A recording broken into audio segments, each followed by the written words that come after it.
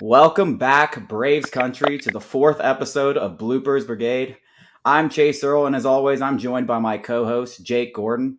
But today we are also joined by a very special guest, a star from the University of Georgia and the 80th overall pick in the 2020 MLB draft, Cole Wilcox. Cole, I appreciate you joining us and officially being the second guest on Bloopers Brigade, in our fourth episode. You're currently with the Charleston River Dogs organization, which is now the Tampa Bay Rays. I think it was the Yankees, was it not? Before that, it was up until this year. They did some minor league realignments. Yeah, they shuffled up a bunch. Yeah. But you're doing absolutely fantastic there. Continuing where you were from Georgia. How's the transition been for you since joining the professional ranks? Yeah, it's been different, but I've enjoyed it. You got a lot more time to focus on outside things like your body and getting healthy and trying to stay in shape and stuff like that. It gives you more time when you're not trying to balance class and stuff like that. So I've enjoyed that aspect of it. It's a little bit different when all you have to think about is baseball. You kind of got to do other things, keep your mind off of it sometimes, but I've enjoyed it. It's been good. Well, the good news is we have something on our old podcast. We called it the Sports Talk ATL Bump. We had Tucker Davidson on and then Kyle Muller on. And then the next year, both of those guys went crazy. And, of course, both made it to the league. So, hey, it's a real thing. I was going to ask you, too. I guess this isn't really a question. You went to Heritage High School. I went to Northwest. We played each other in summer ball. And you struck me out. I just wanted to ask if you'd like to apologize for that now. Who'd you play for? It was my summer league team. I think it was Diamond Academy. We were god awful, but it's been a while. Yeah, we're both in high school, so. Yeah, I apologize for that. Thank you. I appreciate it. You're living in. You have another connection because you're living in Charleston. I lived in Charleston for like 6 years. How is that? How do you like Charleston? I love that city. I love it too. Yeah. That's the first time I've ever been there, and that was a fun. When I was there, I had enjoyed it a lot. You've got a lot of stuff to do, a lot of places to eat. The fans were awesome there. I think we led the league in attendance average. That's a big deal. It was a lot of fun. It was way better than I expected, honestly. Yeah, I'm sure you've been already, but if you haven't, you got to go to Home Team Barbecue. One of my favorite places on the whole planet. I did. I love that place. I love that place. It was actually the start I got hurt. I went there right after, so kind of made up for it a little bit. Yeah. Well, I was going to ask that too. I don't know if anybody has talked to you in the organization, but are they going to play this on the safe side, or do you think that you're going to pitch again at some point this year? Because the minor league season's getting pretty close to being over, and I didn't know if they just kind of wanted you to stay in shape and get ready for next year, if they were going to try to see if you could get another start or two. Yeah, I've been rehabbing it since I came out. It's the end of June, so I've just been kind of trying to avoid surgery, doing stuff to just kind of get rest in it, and then try to build it back up. So we're on that path right now. We're hoping we can, kind of ride it in the next year and hopefully be healthy. But you just never know with elbows and UCLs and stuff. Absolutely. Gonna be super careful with it, and hope I can come out on the other side. Definitely. Yeah, well, before you even, threw a pitch in professional ball, if I'm correct, you were traded across the country. And you're traded you're not traded for just anybody. You're traded for Blake Snell, a former Cy Young award winner, just, pitched in the World Series. What's that feel like? I mean, is that kind of like a welcome to the MLB moment before you've even thrown a pitch there? It's like, oh, I just got traded for Blake Snell. Yeah, no, it really was, because I was fortunate enough to go to the alternate site with the Padres last year. So I spent some time in San Diego, just enough time to build relationships and stuff, and get to know a lot of the players. And I got to go to Instructs in Arizona and meet even more guys. So I was pretty familiar with how it was ran around there, and looking forward to rolling into spring training next year, kind of knowing the lay of the land. And then, and it was like right after New Year's, I was at a friend's house and I saw on ESPN that the Padres had traded for Blake Snell. I was like, that's pretty cool. And then check Twitter, see my name in it, and I'm like, okay. So you found out through Twitter? Yeah, tough first impression. Yes, that's crazy. That's crazy. You found out through Twitter. I didn't even know that actually existed. You kind of hear that sometimes by a player just like finding out through Twitter, but I guess when you just join an organization, they're not as upfront with you. Yeah, and those things get leaked before anything's official. So the team don't want to call you and tell you that you've been traded when it might get rescinded. So you just never know. Like, I understand it. And, I honestly didn't get a call for like 2 or 3 more days after I saw it on Twitter. Wow. Like, I'd heard some from like my agency and people like that. So like I knew it was happening, but they were just waiting until it was official to really reach out. So, but yeah, no, like you said, it was kind of just like a baptism into the professional side of baseball. Like, you come from college where it's like a family setting, everything's like together, and then it's like, boom, 6 months. See ya. Well, hey, you did get traded to Tampa Bay, and Tampa Bay, they really have a strong track record for developing pitching. I mean, you look at guys like, they traded for Shane Baz, traded for Tyler Glasnow. I mean, even going back to Chris Archer, David Price, guys like that. I mean, does it have you excited to be with an organization that really seems to get the most out of a lot of their starting pitchers? Yeah, for sure. And they do a heck of a job here of really focusing on development, and really, because that's kind of how they're built. That's kind of their ways is draft well, scout really well, and then promote from within. You don't see them making a ton of big moves, and they did trade for Nelson Cruz at the deadline, but most of the time it's just guys they call up. Like you said, Shane Boggs, I'm sure he'll be up for the postseason run. A lot of guys that they just kind of reload from the minor leagues, and I heard about how loaded the system was when I was with the Padres, who also had a loaded system at the time. So I was, interested to compare the two. And then once I got here, like I saw it, it's just deep. You got arms everywhere, arms that a lot of people haven't heard of. Like, they're not on the top charts or anything, but there's just guys who can pitch here, like, throughout the whole system. Yeah, even a guy that people have forgot about, Brent Honeywell, he's from Georgia as well. I mean, that guy's got nasty stuff. And, I think he's going to put it together. They really haven't needed him for the most part. But I still got a lot of faith in him. It's just crazy how many pitchers they have developed, though. Yeah, he had a bad luck with a string of injuries, but I'm sure they're just letting him build back up. And, yeah, he'll definitely be a weapon for sure. His stuff's too good not to be. Mm-hmm. Well, that's like kind of a good leeway into another question that we had was just, are there any under the radar guys, like teammates that made that first impression that you're just like, damn, like, I know, like, he's not, I mean, I'm sure you've looked at the prospect list to see, maybe where your name is or whoever his name is, where you're just like, how is that guy not a top 30, top 20, top 10 prospect for what it is, for what he's looking like? I mean, the baseball world is really small. Like even you saying you played at Northwest when you played in the summer, like, you play baseball long enough, like, you're gonna know people. So yeah, like I knew a lot of people coming in, and like Taj Bradley and John Doxakis, like a couple of guys that I knew played against in college and high school. But we have one guy, his name's Curtis Mead. He's a third baseman from Australia. He's one of the best hitters. Peter Moylan. He's one of the best hitters I've ever played with. The dude just barrels up everything. And I got there, and he kind of got off to a slow start in Charleston, but I'd seen him hit one in spring training, actually at the Braves facility.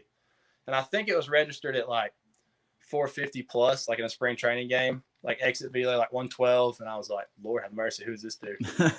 And then we were in Charleston together, got to know him pretty well. And then, he just got hits like, it was kind of comical, like how often he was 3 for 5, 4 for 5.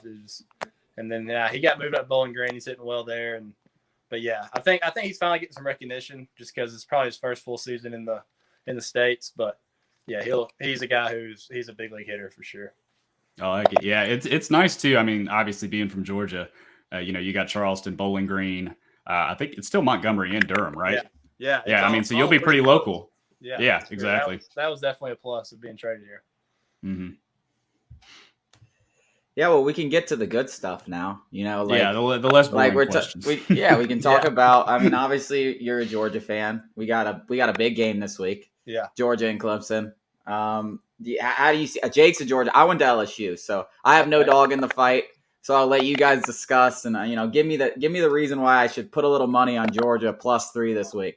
Yeah, that's a great line to start with. Number one, I feel like preseason lines have to be hard to like. Oh yeah, I've been looking at them. That's a good chance to jump on some because like it's almost a coin flip. But yeah, I mean, I feel pretty good about it. Just knowing that there's somebody at the helm that can really push us downfield, can really have the full offseason to work with the guys, and the weapons are like countless. You're missing Pickens, missing Gilbert, but there's still guys who can go out there and make plays. So yeah, I'm hoping.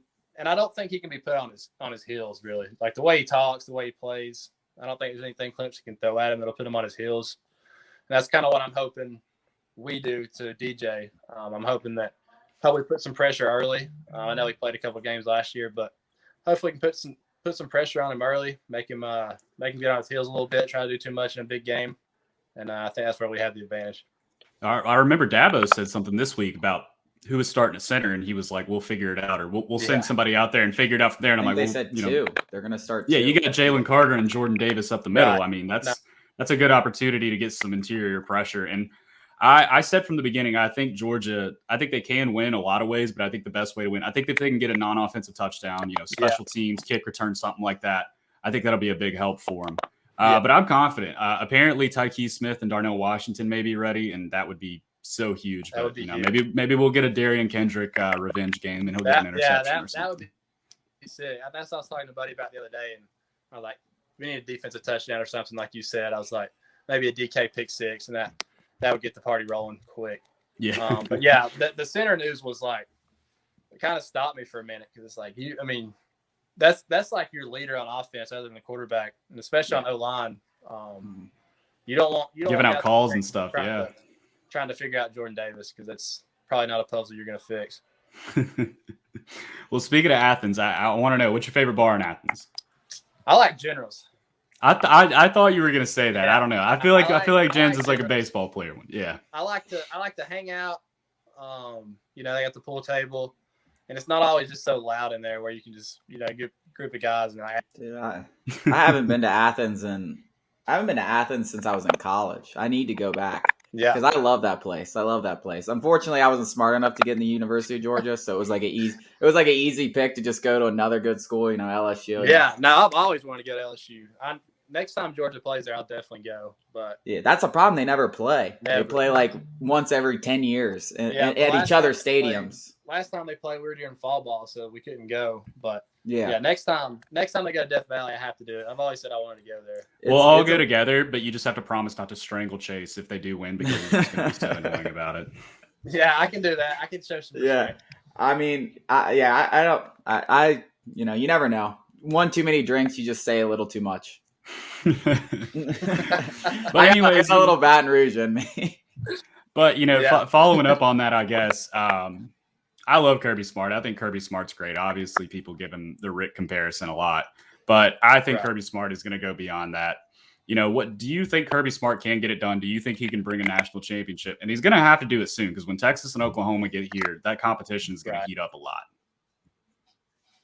Yeah, I mean, well, the Rick comparisons are hilarious, because like those first 5 years of Rick were like big time. Like it was, they like set the nation on fire, because Georgia was a program that was kind of been dead for a while.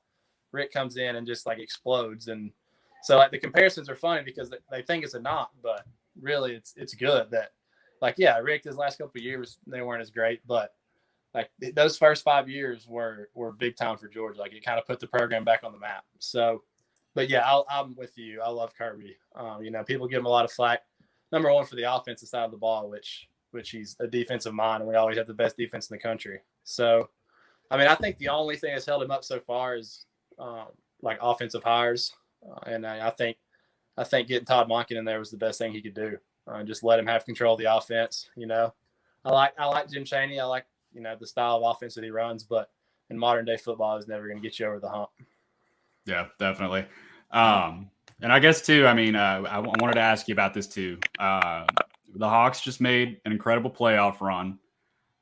Me and Chase are both very bullish on the Hawks. I think the Hawks can do the exact same thing and more next year. Yeah. I think like a fully healthy Brooklyn team is probably the only team the Hawks are going to have, a lot of trouble with. But I want to know what you think, what your prediction would be this upcoming season for the Hawks. Yeah, I completely agree with that. A full Nets team just has too much firepower. I still think the Hawks are deeper though. Like I think fully healthy, that second unit can keep them in a game with the Nets.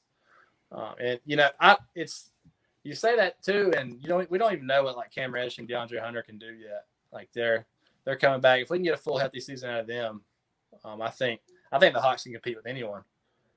They kept surprising me, because you feel like a team that young should be on their heels, like going to Game 7 in Philly. They just look so controlled. Like Kevin and Trey and John Collins, they just never looked like they were in like an element that was too big for them, and they just play with so much confidence. The lob off the backboard in Game 1 of the Eastern. Oh my God! I was like, I went nuts. I was like, wow. That was awesome, and I'm a basketball guy. Like that's probably my favorite sport. So seeing that run was electric. It got me fired up. And I was enjoying it. You know, beating the Knicks alone was enough for me. Like that was beating a franchise like that with their fan base. You know, somehow they're only relevant because the media keeps them relevant. So then there we go was big time. There we go. And then Philly fans, like I never really had to deal with Philadelphia. Then see them on Twitter, that was brutal too. So beating those two teams was enough, and then everything after that was icing on the cake. So taking a couple from the Bucks, and it was unfortunate how that series came out just health wise. Like neither team was at full strength.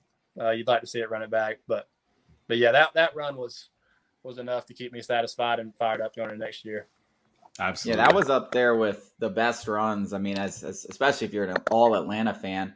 I mean, you have the 2016 Super Bowl. That was fun, but I almost thought that was more fun. The Hawks run. There was just something about it, like because it just you could kind of feel it building, like from ever since Nate McMillan took over, you could feel it building the whole way. And then nobody was paying any attention, and nobody was giving them any credit.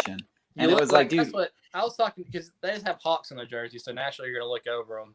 And I was talking to one of my friends before the playoffs, and I'm like going through like a playoff lineup, and I'm like, this is deeper than anyone else's. Like, you look at the second unit they can bring in, and you got Kevin Huerter, a first round pick. Like, you saw what he can do in Game 7. He gets a mismatch, and he can score. Like, he can score from anywhere on the floor. It was unfortunate Bogdanovich got hurt too, because he was our best player down the stretch at the end of the regular season. But that run was awesome. And like I've heard somebody say, and it was back when Georgia made the run in 2017. Like when you don't expect it, it's even better. Like going into the season, you just wanted to make the playoffs. They made some good moves, and you're like, all right, this will help us build on. And then as the run continues, you just enjoy it more and more. So it's a little different with expectations, but yeah, that was a lot of fun.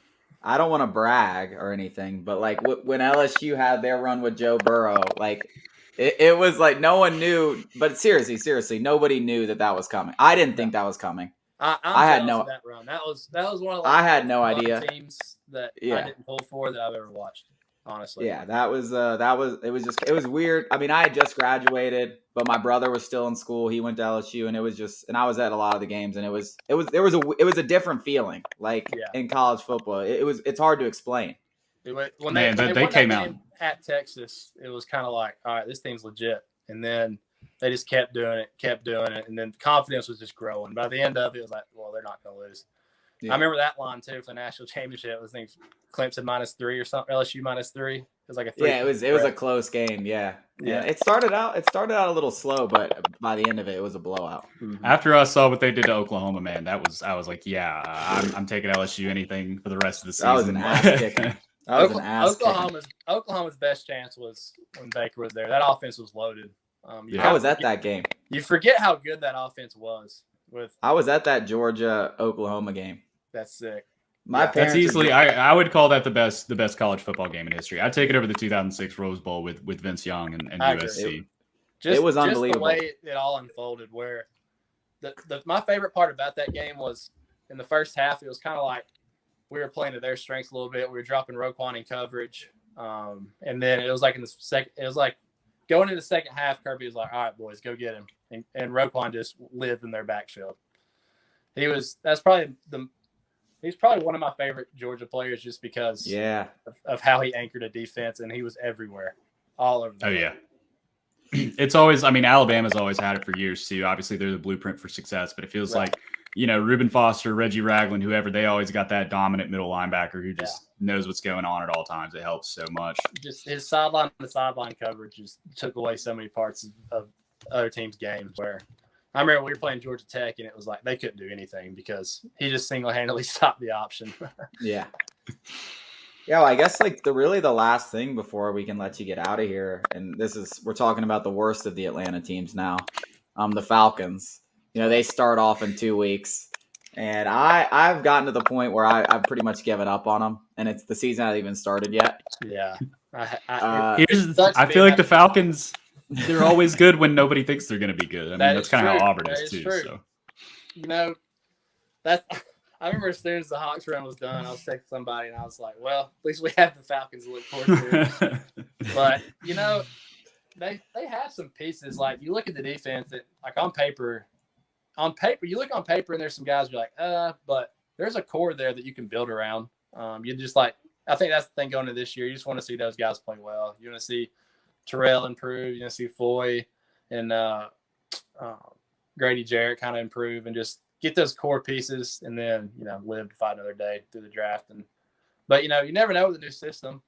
Guys like Fowler and some of those other guys could have better years coming at the quarterback a little bit. I feel like this is, they're literally just going to take this year to be like, all right, so we have no money. So next year, who are we keeping? Who are we not keeping? And kind of play it like that and hope they win a couple games, really. Right. But it'll at least be exciting week one to see like if we're as bad as we were in the preseason. Like, are we that bad? The preseason was unwatchable. Like it was. Oh, it was terrible. It was terrible. I mean, I think the first game. I'm not sure how many times we crossed the 50. Not many. More than 3 times. I mean, I only watched the second half of the first game. I don't know for whatever reason, but it was ugly. All of it was ugly. I watched the other two, and I was like, wow. But, I mean, the only thing I can say is we weren't starting any starters. So, well, I just saw Andrew's hand, huh? I'm kind of hoping Arthur Smith was just like, all right, I'm not going to show any of my good plays in the preseason, and we're just going to run the most basic offense. That's at least what I hope. That has to be it. I mean, it was bad. It was like watching Dirk Cutter's offense. I mean, that's had to be what it was, though. Brutal.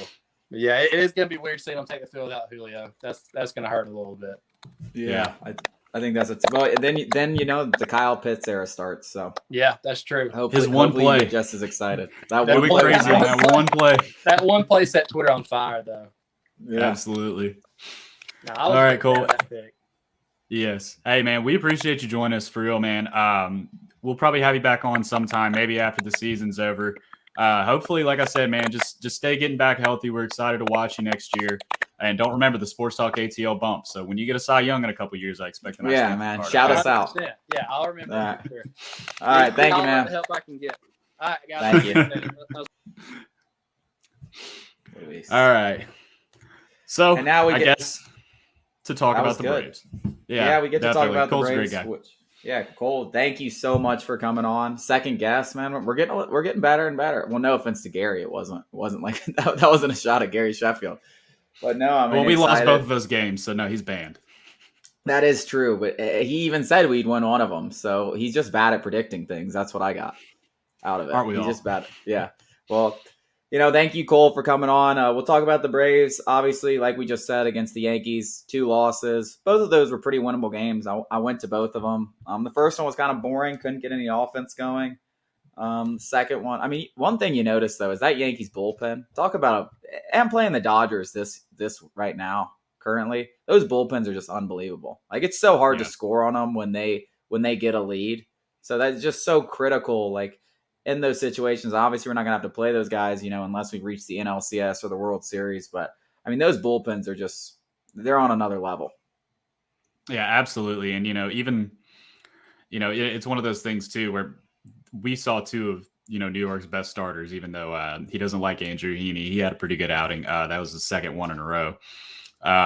San Francisco, we kind of missed the best that San Francisco had to offer for the most part. I think Dave Sclafani was just coming off an injury. Kevin Gausman, he had a lead. I mean, he pitched fairly well, but the Dodgers, that's a murderer's row. He got Soler powered. That was beautiful. Yeah, and we were at that game. It was a big game for Sports Talk ATL. By the time Soler hit the home run, I don't know how many balls I was seeing because it came in our direction. I think I saw like 7 balls coming to the outfield. But it was sick. I remember looking at you when Jock caught the ball. Everyone's going nuts. I'm like, yo, what happened? I felt so bad too. We had the 2 nicest and most like quiet and polite Giants fans sitting next to us, and we were just going crazy. I mean, it was a big moment. I mean, Soler hits a go-ahead home run. Jock Peterson makes a crazy catch to end it, after we had just lost 2 in a row coming back home. I mean, it was a big moment. And then, of course, I went Sunday, and Soler hits a 495-foot home run. Austin oh, my Riley God, that ball was run. hit so far. And more importantly, Ian Anderson tosses an absolute gem, which it kind of cracks me up because we were talking about, and that's been a rightful conversation, is who's going to go to the bullpen when everyone's healthy, when Anderson gets back from the IL. And I was thinking, maybe Yanoa, maybe Toussaint, maybe Spino. Those are the only three real options. But I was surprised how many people were like Anderson. I'm like, bro, no. Like Anderson is arguably the best pitcher on this staff. Like it is as good as Yanoa has been, and maybe he does get to that point if he keeps pitching like this. But Anderson, what he did in the playoffs, what he did last year, as consistent as he was, before the injury. This guy's, if he's not the best pitcher on the staff, he's 1C or 1B, with Morton and Fried. So that was not really ever a question. He tossed an absolute gem. I think he goes tomorrow. Does he pitch against Colorado tomorrow? Which is when if you look wire to wire, he has been the most consistent pitcher on this entire. I'm pretty sure he has the lowest ERA. I'm pretty sure even as good as Fried and Morton have been, I'm pretty sure if you look it up, they're all right around 3.5. I would go out on a limb and say I think Anderson has the lowest out of all of them. And it doesn't even feel like he's been that good because he was so good last year.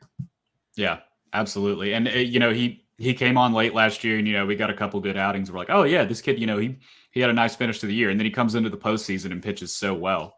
And then he comes back into this season and, he's just been steady as can be. And, I don't think he gets enough appreciation, maybe not even from Braves fans, but Ian Anderson is an ace. And I have so much faith in him. Like, really, I really do. What he did against a very good Giants lineup, like they might not have the name value, but they lead all of the majors in homers. They didn't even get a hard contact ball off them like the whole day. They had 4 singles. They were all kind of soft singles. They're all spread out. I think he walked 2 guys. He didn't strike anybody out, which is kind of odd for Ian. Normally, he's pretty up there in the strikeouts. But, it was just a surgical performance. And like I tweeted after the game, it's like, is anyone surprised? Like, of course, he comes back after missing over a month, close to 2 months, and he pitches against the team with the best record in baseball, who have hit the most home runs in baseball, and he just, goes right through them like nobody's business. 5.2 innings of shutout ball with 86 pitches. I think he could have gone even longer, but there's no reason to push it. But it was surgical, man, and the guy is the ace of this staff. I love Max Fried. Morton's older. Ian Anderson is the future ace of this staff, and I'm firmly confident in saying that. Absolutely. I couldn't agree more. Well, I guess we'll talk about something a little less enjoyable, and we'll talk about these past 2 games against LA.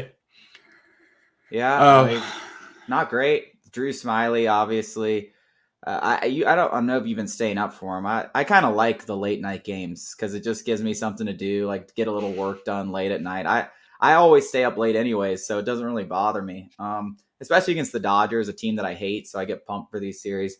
But yeah, I could have told you before the game. I told Turner, my roommate, 1 million times. I said, listen, if there was ever a bet to bet $1 million on, it's to bet the Dodgers against the Braves against Drew Smiley. That's just a terrible matchup. I have no idea whose bright idea it was when we have Touki Toussaint sitting there, that could have easily pitched to, say, hey, Smiley's going to get the ball against the team who hits the most homers or the 3rd most homers or whatever they hit, and this guy gives up the most homers in the National League. That's a great matchup. And what do? They hit 4 home runs before the 3rd inning's over. Like, we're lucky it was 5-0.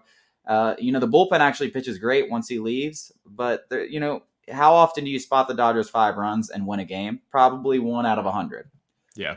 You said you don't know whose bright idea it was. I think I know whose bright idea it was. But if it was Snit, I could go off on him for an hour. I'm going to hold back simply because I do think the front office and stuff like that, like Alex Anthopoulos and them, do have kind of a say in those things because they're the one yanking guys up and down. So I think it's like a collaborative effort. But if it's just Snitker, he's a dumbass. And I've said he's a dumbass a million times about other things, but that's some of the dumbest shit ever. Smiley, it's at the point where we're 125 games into the season and the guy has a 4.75 ERA and a 5.4 FIP. This isn't a small sample size. I don't give a shit what he did in between there for 10 starts where he only went 4 innings max. This guy's not a starter. Let's put him in the bullpen, see if he can handle that. But I'm at the point where I don't even think he's playable in a postseason series. If you get against any lineup that can hit homers, who are you trusting Drew Smiley? In what situation are you trusting? Only up 10 runs. He is Josh Tomlin-esque to me. He is that bad in what I think about him.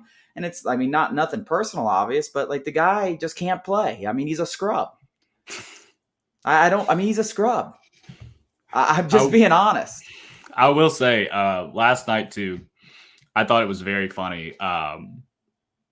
that all the Luke Jackson haters came out to play.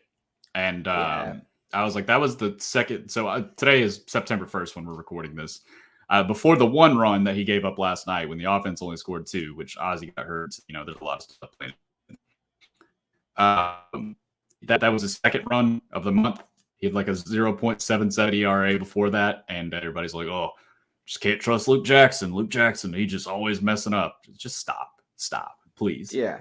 And we'll return to something else that I want to talk about Smiley in a second because I'm not done with his ass.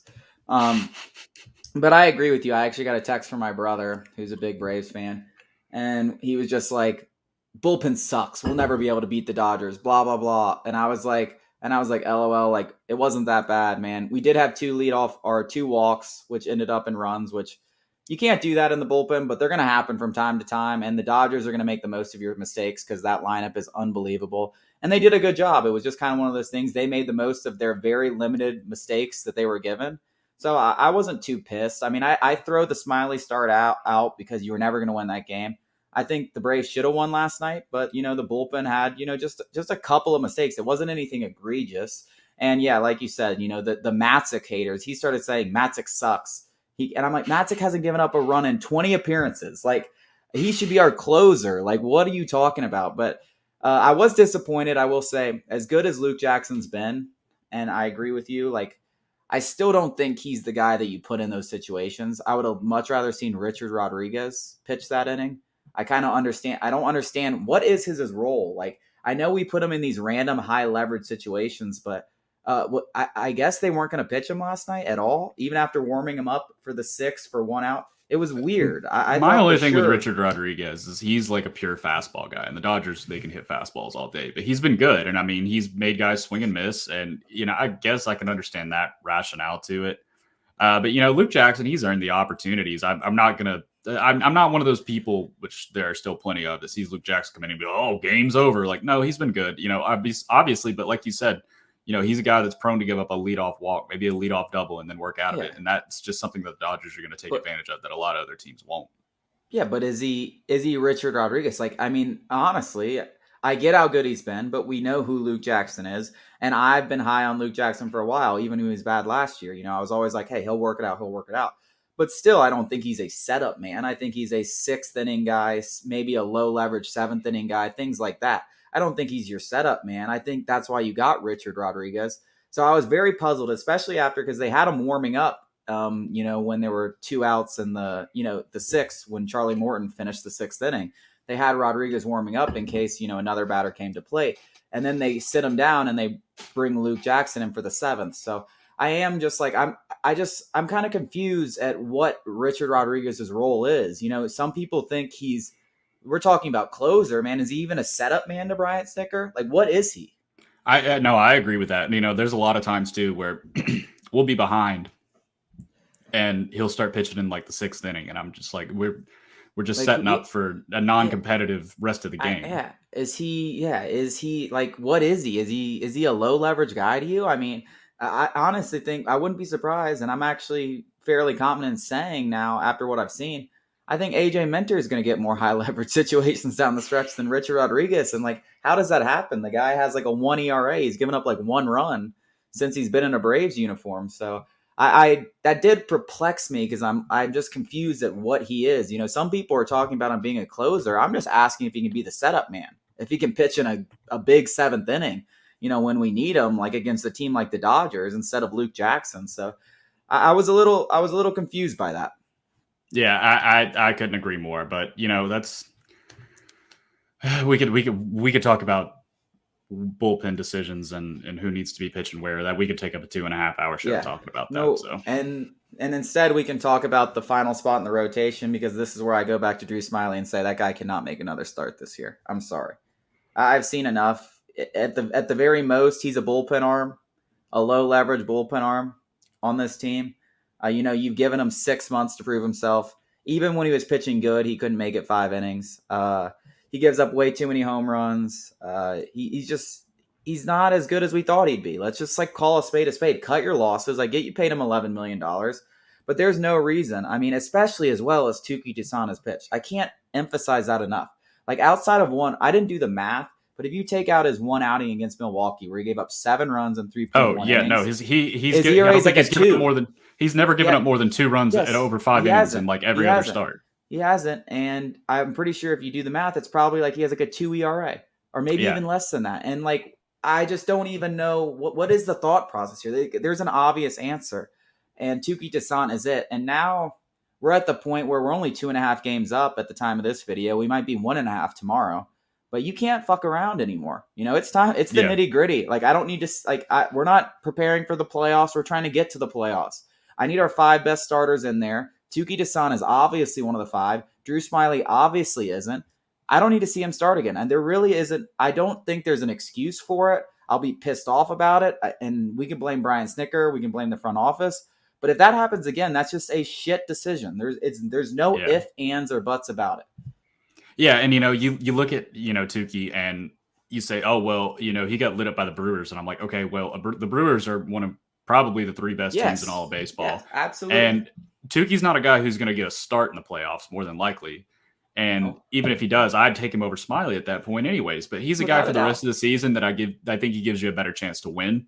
And like you said, this is no time to get, satisfied. This is September. Like, this is the time to put the foot on the gas and get a lead.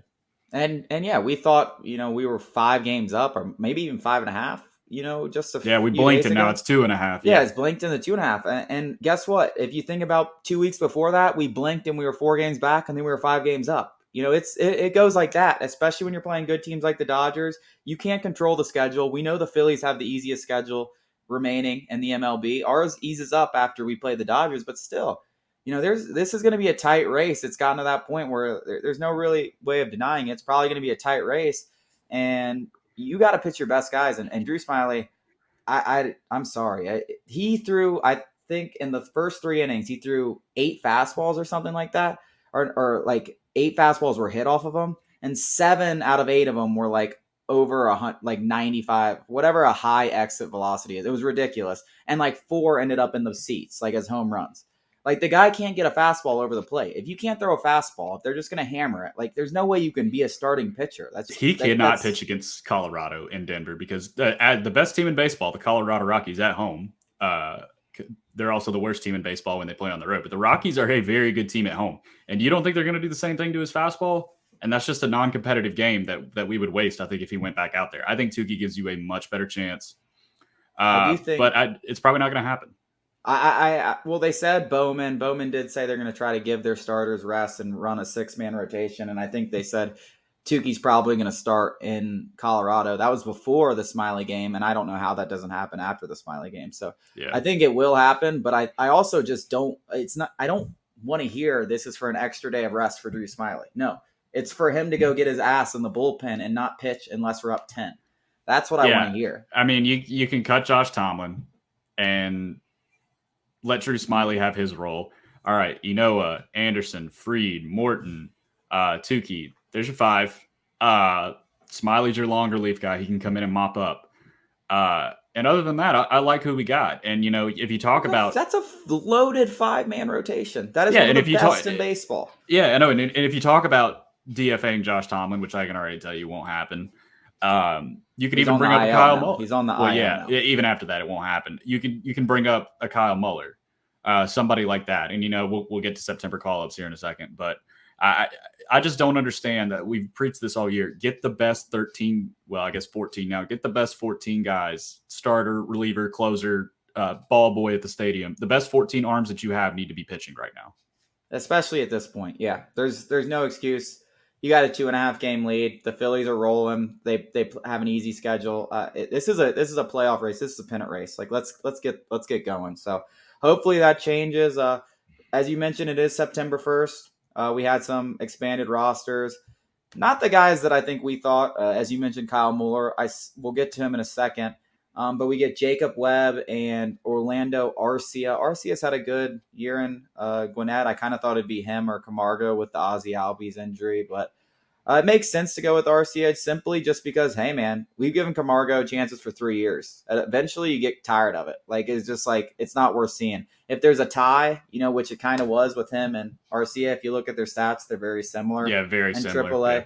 if there's a tie, it goes to Arcia because, man, we've seen what you've given us, Camargo, and it's just, especially at the MLB level, you're 0 for 16 this year. You hit under 200 last year. You haven't hit since 2018. It's hard to justify. Yeah, I agree. I was curious to see if Pache would get a look, but I like the decision not to bring him up. He's finally heating up in Gwinnett and finally finding some consistency. Let him keep doing that. I think you bring Pache up if Ozzie doesn't get injured. I don't know if I'd do it even if Ozzie wasn't injured. At first, I thought it would be him, but I get why. I'm only doing this simply because you play in Coors, and I don't like the defense in Coors. I don't think Pache was the long-term replacement. I don't think really either. Maybe Arcia is. I don't really think either of these guys are long-term. We'll talk about Mueller in a second, as I said. But Pache, I was thinking, would work in Coors because, as you know, we're having like Adam DeBall play center field. That's tough when you're playing at Coors. So that's kind of why that was my reasoning. So I thought he'd be a good person to have in that 4-game series at Coors. Obviously, they didn't go in that direction, but I didn't think he was the long-term guy. And like you say, he's playing well in Gwinnett. Maybe they didn't want to just mess anything up to bring him up for 5 games. Yeah, I get that too. Pache, man, I want him to feel comfortable. I don't think he was ever comfortable in Atlanta when he got called up. I think there was a lot on his shoulders. And if he's hitting now, let him go. Let him ride. Obviously, he had some big moments in the postseason last year, a handful, but I really don't think it matters who you call up at this point with the Ozzie Albies injury. Got to be somebody that can fit in at second base because they got Adrianza there tonight. I think it's got to be somebody that can play second. Yeah, it had to be Camargo or Arcia once he got injured, especially since you don't know how long he'll be injured. Maybe things change up. I still don't think we'll see Pache. Like I said, I only saw a reason to bring him up simply because of defensive purposes. And maybe there's a game where they feel like we need him for defensive purposes. But if they don't feel like it at Colorado, I don't know when they will. So I'm fine saying there. It is kind of weird just thinking about Pache because at the beginning of the season, we're thinking this guy could be a star on this team. He could be the next, Acuna or Albies. Obviously not as good, but, have that kind of rookie impact. And now we're kind of wondering where his place, because I'm writing an article right now about the 2022 lineup, and I didn't even mention him. I'm thinking Duvall. I'm thinking maybe we bring back Soler. Is Rosario a good bench piece? Jock Peterson for the DH. I'm thinking about all these guys. And you kind of wonder, where does Pache fit in this? And it's really going to just come down to him finding success. I don't think you can, give him any more opportunities. You don't want him to end up being a guy that you're yo-yoing up top to bottom and him struggling. So, like you said, I think build that confidence down in AAA and get a fresh start in 2022. Hopefully he has a good spring training and he's back up here. He's still so young, too. So, yeah. I mean, listen, I'm not giving up on any of these guys, man. Look at Austin Riley. The guy's an MVP candidate, and we were ready to trade him. I mean, look at Dansby Swanson. And not everyone, I say it a million times, is going to be Ozzie Albies or Ronald Acuna. They're just not. Those are guys that are a dime a dozen. They are the best of the best. That doesn't happen often. I'm still not giving up on Kyle Wright. There's a lot of these guys that, Braves fans are so willing to give up. There's a reason Kyle Wright hasn't been traded. Like you said, there's value in that guy. He has so much raw talent with his pitch mix and, his makeup. That's just not somebody you say, oh, well, 24, 25 years old. He's given up too many runs in his 30 starts that he's made. Let's trade him for a bag of rocks. Most people want to trade. It's no, that's how and that's why we rag on Anthopoulos sometimes. We give him credit for his trade deadline acquisitions, but one thing he's done is he's stuck with prospects. Very, he's really put the trust in the ones that he believes in, like the Austin Rileys, like the Kyle Wrights. We've seen him trade away prospects, but those are guys that you have to think, he eventually believes in, and he's not going to trade them just because they had a bad 3 months or they had just so someone can lowball offer him. Yeah, and if you look at Richard Rodriguez, who we got for Bryce Wilson, he has 2 more years of control after this. I mean, he's not. Maybe if you give up Bryce Wilson for Eddie Rosario, who was injured and gone after this year, you're like, okay. But no, they gave up Pablo Sandoval, who they were probably going to cut regardless. Yeah, so just a lot of thing. I mean, I guess we'll see. We'll see what happens in this Dodgers series, but we could easily be staring at a 1.5 game lead after today. by the time this podcast comes out. Yeah, by the time this podcast comes out. So it's nerve-wracking. It's getting nervous, but hell. Free versus Scherzer. It's going to be good, though. This is what it's all about, though. I mean, honestly, like I've been waiting. I think I've tweeted out, and it's kind of in a mocking sense, but I've tweeted out many a times, like, hey, man, I just wish someone in the NL East would be competitive. Like, give us something to feel. Let me feel something in September. Why do I have to feel all the nerves in October? Give me something to feel in September, man. And maybe we'll finally get it. Maybe we'll finally get it.